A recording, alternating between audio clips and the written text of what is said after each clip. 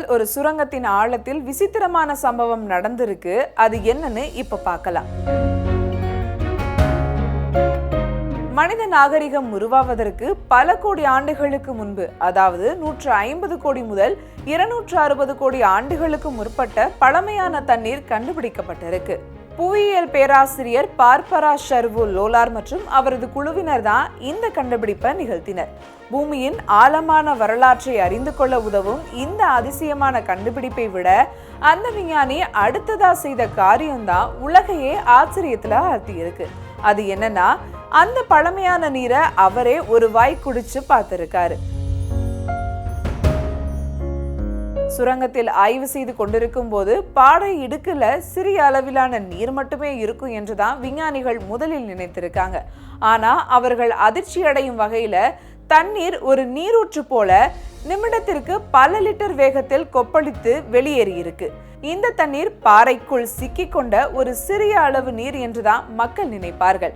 ஆனா அது கொப்பளித்து வெளியேறி நம்மை நோக்கி வருவது போல இருந்தது என லோலார் கூறினார். இது பழங்கால நீரின் இயல்பு குறித்து நமது கருத்தையே புரட்டி போட்டு இருக்கு. அந்த தண்ணீரை குடித்த போது அது மிகவும் உப்பாகவும் கசப்பாகவும் இருந்ததா லோலார் சொல்லியிருக்காரு. அதன் உவர்ப்பு தன்மை கடல் நீரை விடவும் பல மடங்கு அதிகமாயிருந்துச்சாம்.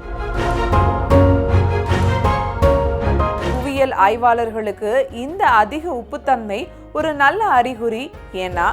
ஏன்னா நீர் எவ்வளவு பழமையானதாக இருக்கிறதோ அது தாதுக்கள் கரைந்து அந்த அளவுக்கு உப்புத்தன்மை அதிகரிக்குமா. மேலும் இந்த பழமையான நீர்ல நுண்ணுயிர்களின் தடயங்களும் கண்டுபிடிக்கப்பட்டிருக்கு.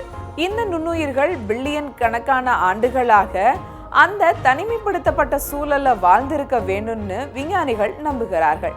இதன் மூலம் பூமிக்கு அடியில் உள்ள தீவிரமான சூழ்நிலையிலும் உயிரினங்கள் எவ்வாறு வாழ முடியும் என்பதை இந்த ஆய்வு எடுத்துக்காட்டா அமைஞ்சிருக்கு.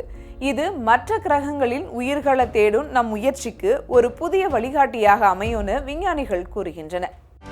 செய்திகளை உடனுக்குடனும் துல்லியமாகவும் தெரிந்து கொள்ள சப்ஸ்கிரைப் பண்ணுங்க.